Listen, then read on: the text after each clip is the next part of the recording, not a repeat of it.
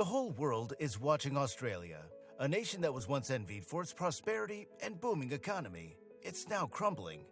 With exports of iron ore, coal, and natural gas, everyone is asking one question, and one question only. Is this enough for Australia to keep itself alive? The answer isn't as simple as it appears. Join us as we unravel the truth behind Australia's economy and dive into what lies ahead for the land down under. The current times have brought some grave news for the average Australian. In February 2023, the country's treasurer, Jim Chalmers, addressed the nation about the tough times ahead. The cost of living was rising, and Chalmers had outlined 3 key strategies to help Australians cope. First, he's promised to provide relief where possible. Second, he aims to fix the budget. Lastly, he emphasizes the need to avoid unnecessary spending. These steps are all part of a bigger plan to avoid a recession.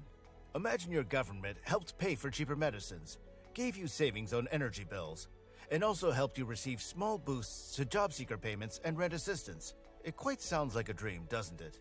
Fortunately, Australia's fiscal plans have stayed focused on helping families cope with higher costs of living. They set aside $14.6 billion to assist low and middle-income families. The goal is to lighten the load for families facing the squeeze of rising expenses. While the government hopes for continued economic growth, they admitted it would likely be slower. Private economists were even less optimistic. Westpac, one of the major banks, predicted that economic growth might stop entirely in the latter half of 2023. By September 2023, the country's economy showed mixed signals. On the one hand, the annual growth rate was 2.1%, with quarterly growth of 0.2%. On the other hand, due to a growing population, the per capita GDP actually shrank by 0.5%. This meant that on average, individuals were slightly worse off than before. The situation became more complicated with China, a major buyer of Australian coal. Amid political tensions, China imposed an unofficial ban on Australian coal. Imagine what this could do to a country's economy that's heavily dependent on its exports. It could hit their economy quite badly for sure. In early 2023, there was some good news. Coal exports, which are crucial for Australia's economy, began to rise again, particularly to China. This increase in trade offered a glimmer of hope for both countries' economies. But while business entirely is doing better, another problem has arisen. For the average Australian consumer, price hikes are messing up their entire livelihoods. Imagine you're trying to budget an entire month of spending for your household. Except as soon as you're finished, you find out prices have gone up again. That's how fast price hikes have been materializing in the country so far. This is alarming, considering inflation has slightly decreased to around 5.4% by September 2023. Despite this, jobs remain plentiful. Although the unemployment rate inched up to 3.7% in 2023, it seemed there are enough new jobs to keep pace with the growing population. Speaking of growth, Australia's population has been booming more than anyone predicted.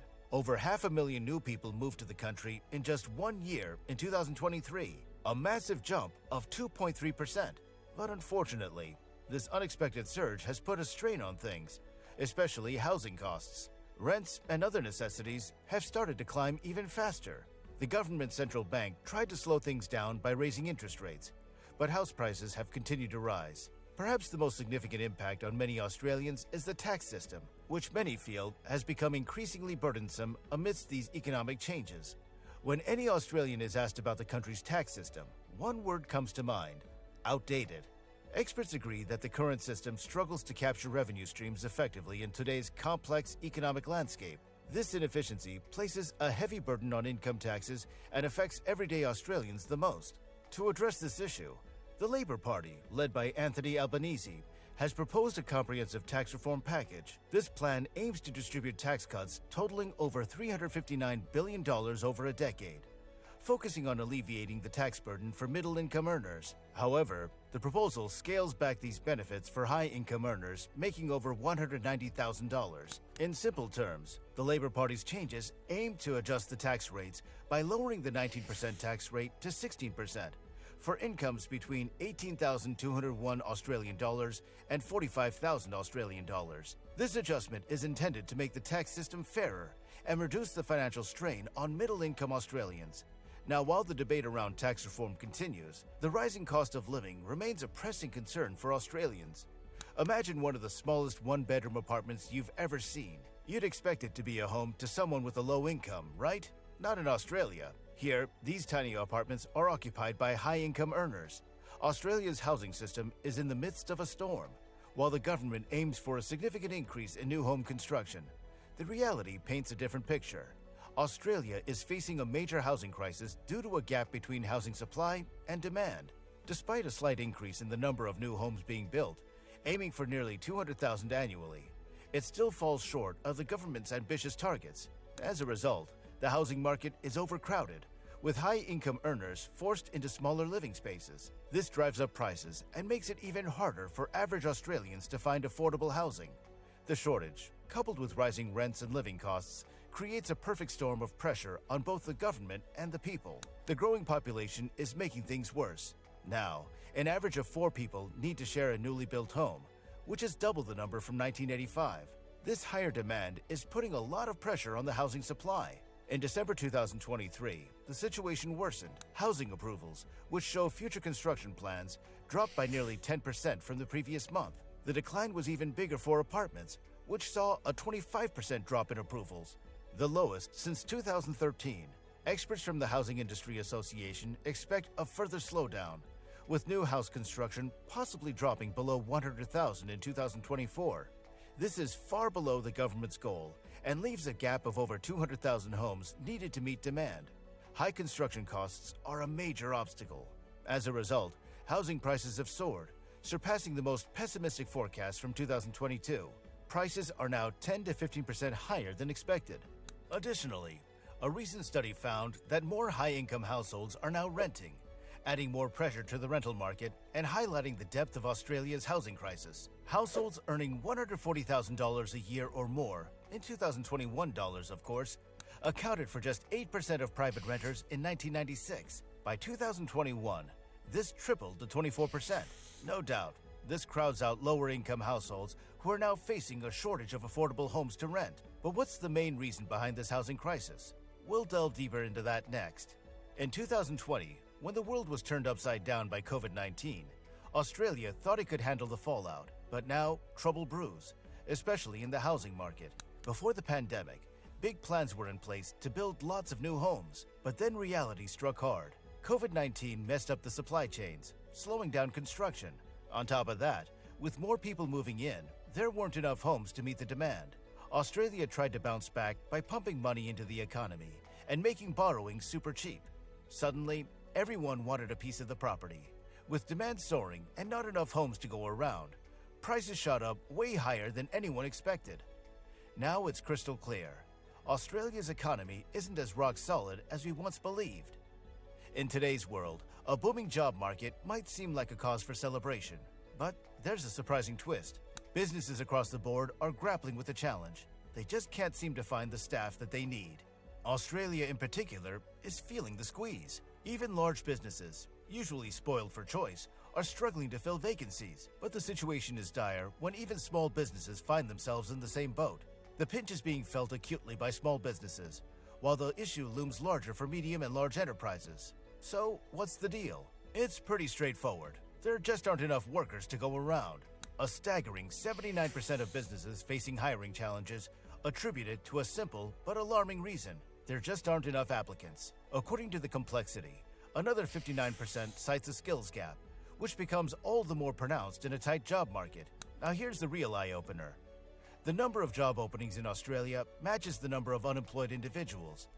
It's a surprising fact that shows just how tricky the situation is.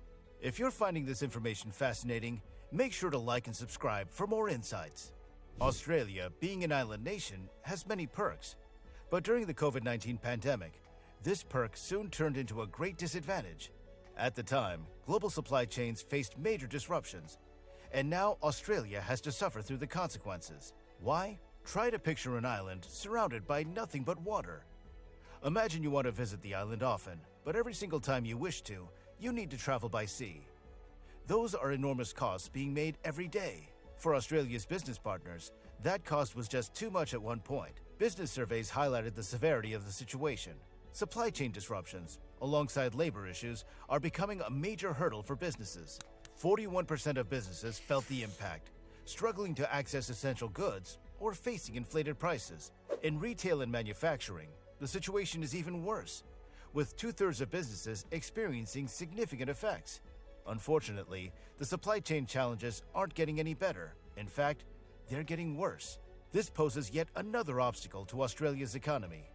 For the past 2 years, the world has been grappling with increasing pressure on supply chains, aggravated by surging energy and food prices following the Russian invasion of Ukraine. This global turmoil has led to a sharp rise in inflation rates in Australia, hitting a historic high of 6.1% in the June quarter of 2022. To combat this inflation surge, the central bank has increased interest rates, jumping from 0.1% to 1.85% in just 4 months. But the battle against inflation is far from over. It needs to retreat closer to the targeted 2 to 3% range, which doesn't seem likely to happen anytime soon.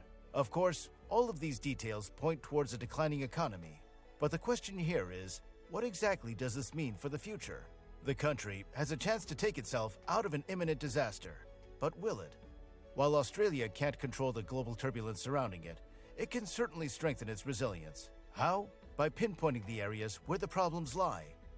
The aftermath of COVID-19 presents an opportunity for Australia to reassess crucial aspects of its economy. Firstly, the country must find ways to attract skilled immigrants swiftly into the workforce. Australia's heavy reliance on 3 commodities can only mean bad things. Coal, gas, and iron ore may have provided the country with exports at some point, but now solely trading with them poses risks.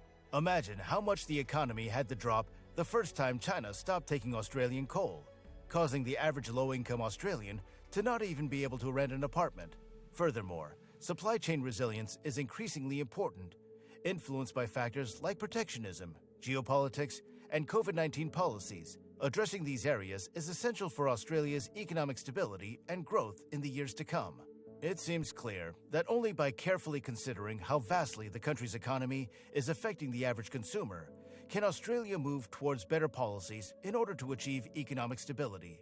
Be sure to like and subscribe to our channel for more valuable insights, and check out our other videos for further information.